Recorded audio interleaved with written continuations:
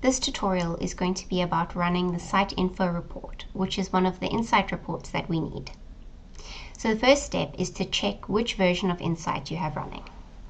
This is done by clicking here and going to About Main menu, and then we can see we've got version 3.8. Now the reason that's important is because version 3.12 and higher comes with a SiteInfo utility that can be run from the Insight Start menu. So if we have a look here, we will see that the SiteInfo utility is not here because we're running an older version.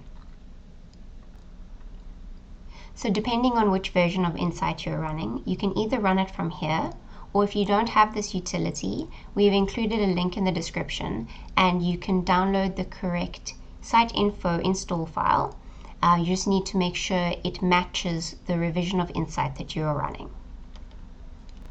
So we're going to run it from the desktop because we've downloaded it. And we don't need to change any of this information. We can just press run. And now we can see it's grayed out, and there are two progress bars, the BLNs and the panels. And once they are full and the run button is no longer grayed out, we can press view results. And this is the SiteInfo report.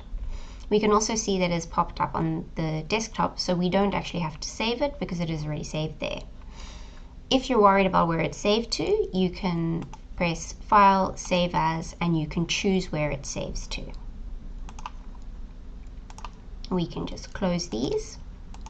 And that's how you get the SiteInfo report. It's very simple. And then you can send it to us and we can use it on our website.